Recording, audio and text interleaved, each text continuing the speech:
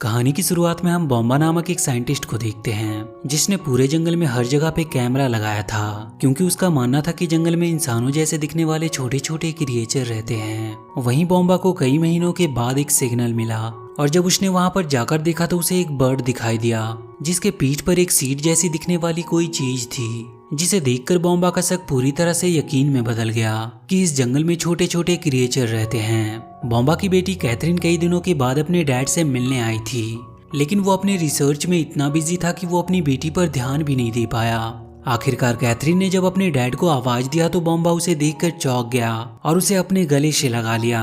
उसके पास एक डॉग भी था जिसका नाम ओजी होता है, पर उसके सिर्फ 3 पैर और एक ही आंख थी, लेकिन फिर भी ओजी काफी तेजी से दौड़ लेता था। कैथरीन अपने डैड के साथ टाइम स्पेंड करना चाहती थी, लेकिन बॉम्बा अपने काम में इतना बिजी था कि वो कैथरीन को उसके कमरे में अकेला ही छोड़कर वहां से चला गया। रूम में अकेले आज वो अपनी मॉम को काफी मिस कर रही थी क्योंकि बहुत साल पहले ही उसकी मॉम की डेथ हो गई थी।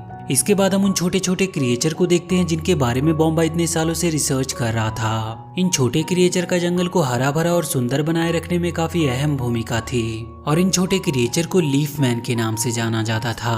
वहीं हम लीफ मैन के कैप्टन रॉनिन को देखते हैं। वो जंगल की रानी तारा के पास गया और उन्हें बताया कि उनके दुश्मन बोगल्स की नजर उनकी सीमा पर है और वो उनके नए वारिस के चैन को रोकने के लिए कुछ भी कर सकते हैं, और इसीलिए वो आज रानी को कली चुनने के लिए जाने से मना कर रहा था। पर रानी ने उससे कहा कि कली चुनने के लिए मुझे जाना ही होगा क्योंकि ये शुभ घड़ी 100 सालों में एक ही बार आती है और अगर वारिस नहीं चुना गया तो जंगल की हिफाजत करने के लिए कोई भी नहीं बचेगा। पर रॉनिन लगातार रानी को खतरे का आभास करा रहा था। इस पर रानी मजाकिया भरे अंदाज में उससे कहती है कि आप जितना मुझे कमजोर समझते हैं मैं उतना हूँ नहीं। दरअसल रॉनिन और रानी तारा एक दूसरे से प्यार करते थे।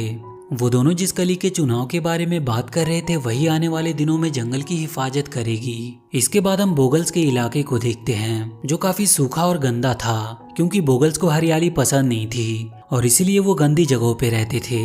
बोगल्स के लीडर का नाम मैंड्रिक था जिसके पास ऐसी शक्ति थी कि वो जिस भी हरे पौधे को छूता वो सूख जाता। मैंड्रिक रानी को मारकर पूरे जंगल की हरियाली को खत्म कर देना चाहता था ताकि वो पूरे जंगल में अपना हुकूमत कायम कर सके, और उसके लिए आज बहुत ही अच्छा मौका था क्योंकि रानी आज एक कली को अगली रानी के रूप में चुनने वाली थी। वहीं रॉनिन ने रानी की सेफ्टी के लिए बहुत सारे सैनिकों को इकट्ठा किया था। इसी बीच हम नॉड नाम के एक लड़के को देखते हैं जो लीफमैन की नौकरी को छोड़ना चाहता था। दरअसल नॉड एक गैर जिम्मेदार और फ्री माइंड का लड़का था। वो रॉनिन के सबसे अच्छे दोस्त का बेटा था जिसकी मौत के बाद रॉनिन ने ही उसकी देखभाल की थी। नॉड अपनी जिम्मेदारियों को समझ नहीं सका और एक बर्ड पे बैठकर वहां से चला गया।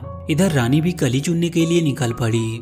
वहाँ के सभी लोग अपने रानी को देखकर काफी खुश हुए और अपनी होने वाली नई रानी को देखने के लिए एक्साइटेड भी थे। इधर बॉम्बा अपने मशीन सिग्नल को देखकर समझ गया कि जंगल में कुछ बड़ा होने वाला है, इसीलिए वो भी काफी एक्साइटेड था। वहीं बॉम्बा की बेटी कैथरीन उससे कहती है कि आपने अपनी पूरी जिंदगी इन्हीं क्रिएचर को ढूंढने में बिता दी जो कि असल में है भी नहीं, और मैंने भी अपना बचपन आपके बिना ही बिता दिया।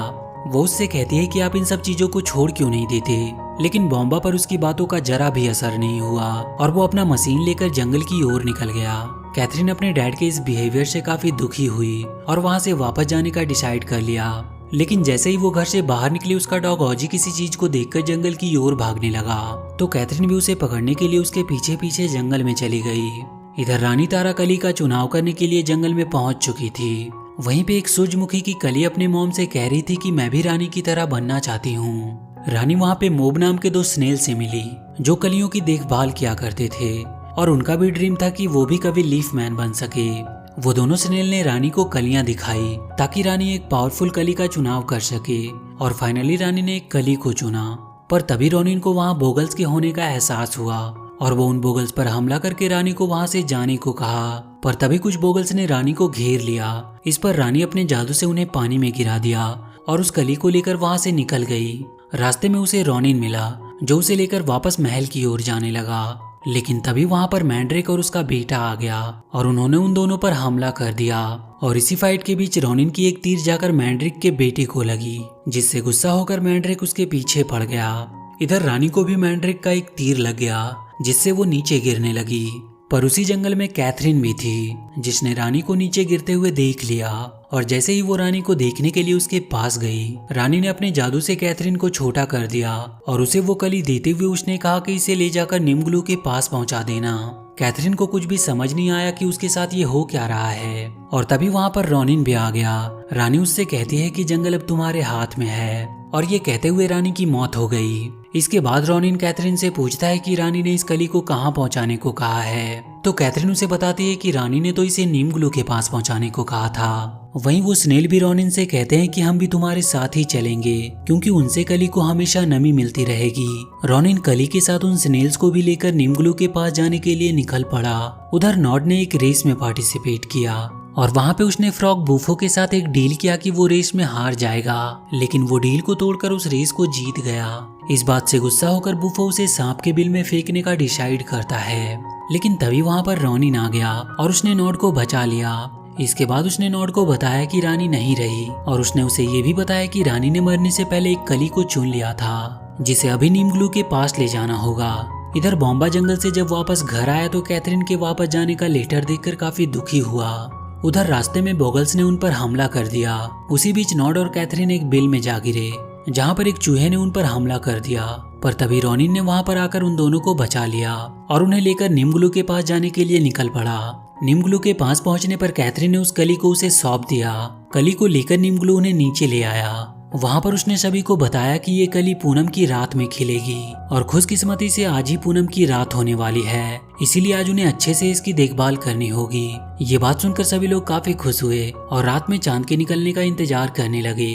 वहीं रॉनिन ने नॉड को अच्छे से समझाया कि आज कुछ भी गड़बड़ नहीं होनी चाहिए, और कली पर नजर रखने के लिए कहते हुए रॉनिन वहाँ से चला गया। पर नॉड के पास जब कैथरीन आई तो वो रॉनिन की बातों को भूल गया और कैथरीन को लेकर जंगल की सैर कराने के लिए निकल पड़ा। उसने कैथरीन को एक बारहसिंगा के सिर पे बिठाकर पूरे जंगल की सैर करवाई। दरअसल नॉड अब कैथरीन को लाइक करने लगा था, और तब तक इधर कली को चुराने के लिए बॉगल्स ने वहां पर हमला कर दिया।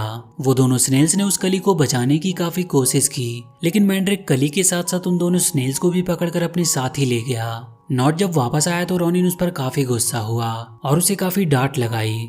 नॉड भले ही एक गैर जिम्मेदार लड़का था, लेकिन अब उसे अपनी गलती का एहसास हो चुका था, और अब वो उस कली को वापस लाने का एक प्लान बनाता है। उसने रॉनिन को अपना प्लान बताया कि हम भेस बदलकर बॉगल्स के इलाके में जाएंगे और कली को वहां से लेकर वापस आ जाएंगे। इस पर रॉनिन कहता है कि इसके लिए हमें बॉगल्स की मास्क की जरूरत पड़ेगी। तो कैथरीन उन दोनों को लेकर अपने डैड के घर गई, जहाँ पर उन्हें बॉगल्स के मास्क मिल गए, और जैसे ही वो वहां से निकलने लगे, बॉम्बा का डॉग ओजी ने उन पर हमला कर दिया। और अब कैथरीन के डैड को भी उनके बारे में पता चल गया था, और वो उन्हें अपने बनाए मशीन में कैद करने लगे। और इसी बीच कैथरीन ही बॉम्बा की मशीन में चली गई। उसने जब अपनी बेटी को इतने छोटे रूप में देखा तो काफी हैरान हुआ, जिसकी वजह से वो वहीं पर बेहोश हो गया। कैथरीन जब वहां से जाने लगी तो अपने डैड के नक्शे में उस स्थान पर एक पिन लगा दिया जहाँ पर वो छोटे क्रिएचर रहते हैं। अब वो तीनों भेष बदलकर बोगल्स के इलाके में घुस गए। रॉनिन उन दोनों से कली को ढूंढने का बोलकर खुद बोगल्स का सामना करने के लिए चला गया।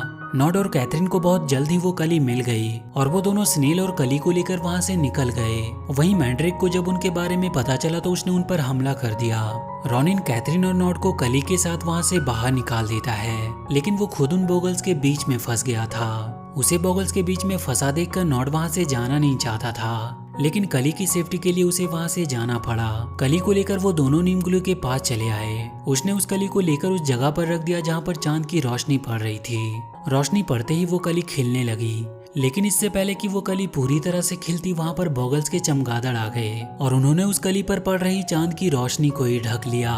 रोशनी ना पड़ने की वजह से कली मुरझाने लगी, और अगर वो कली पूरी तरह से मुरझा गई तो पूरा जंगल सूख जाएगा। ऐसा ना हो इसीलिए सभी लीफमैन उन चमगादड़ों को वहां से भगाने के लिए निकल पड़े। वहीं नॉड भी अब अपनी जिम्मेदारी समझने लगा था और वो भी बोगल से लड़ने के लिए निकल जाता है। अब लीफमैन और बोगल्स के बीच वहां पर एक जबरदस्त फाइट शुरू हो गई थी। इधर स्नेल से बात करते हुए कैथरीन को एक आइडिया आया और वो एक बर्ड पर बैठकर वहां से अपने डैड के पास जाने लगी। इधर बॉम्बा को जब होश आया तो वो काफी दुखी हुआ, क्योंकि उसे यकीन ही नहीं हो रहा था कि उसकी बेटी इतनी छोटी हो गई। उसे लगता है कि ये उसका कोई भ्रम था, इसीलिए अपने रिसर्च को बेकार समझकर वो अपने सारे कैमरा और मशीनों को तोड़ने लगा। इधर कैथरीन कैमरे के जरिए अपने डैड से कांटेक्ट करने की कोशिश कर रही थी, लेकिन बॉम्बा के मशीन बंद कर देने से उसका कांटेक्ट हो नहीं पाया। पर तभी बॉम्बा को उसके नक्शे पर कैथरीन का लगाया हुआ पिन दिखाई दिया। ये देखकर उसे समझ आ गया कि ये सब उसका कोई भ्रम नहीं था बल्कि हकीकत थी। और वो अपने मशीन लेकर वहाँ से अपनी बेटी को खोजने के लिए निकल पड़ा। जंगल में उसे कैथरीन मिल गई जो उसे सारी बातें बता देती है और वो उसे लेकर उस जगह पर गई जहाँ पर उस कली को खेलना था। वहाँ पर जाने के बाद कैथरीन अपने डैड से उन चमगादड़ों को अट्रैक्ट करने वाली साउंड बजाने को कहती है और अपने डैड के मोबाइल में खुद ही उस साउंड को बजा भी देती है, जिसके बजते ही सारे चमगादड़ उस साउंड के पीछे भागने लगे और चांद की रोशनी दोबारा से उस कली पर पड़ने लगी। लेकिन तभी वहाँ पर मैंड्रेक आ गया और वो उस कली को लेने की कोशिश करने लगा। वहाँ पर उन दोनों के बीच में फाइट होने लगी और आखिरकार किसी तरह वो दोनों मिलकर मैंड्रेक को मार गिराते हैं। वहीं उस कली पर जब फिर से चांद की रोशनी पड़ने लगी तो वो कली पूरी तरह से खिल गई और उसी ने जंगल के नए रानी को चुना। और वो रानी कोई और नहीं बल्कि वही सूरजमुखी की वो कली होती है जो शुरू में अपनी मॉम से रानी के जैसा बनने के लिए कह रही थी।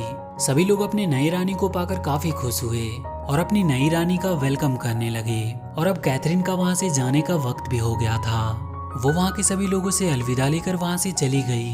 वापस आने के बाद कैथरीन अपने डैड से मिलकर काफी खुश थी और उसने अपने डैड से माफी भी मांगी क्योंकि उसने उनके रिसर्च को बेकार कहा था। वहीं मूवी के अंत में हम देखते हैं कि कैथरीन अपने डैड के साथ जंगल में ही रहने लगी और वो कैमरे के जरिए नॉट से बात भी किया करती थी। इसी के साथ ये मूवी यहीं पर खत्म हो जाती है। तो वीडियो अगर अच्छी लगी हो तो please do like and share this video and please subscribe to my channel and press that bell icon.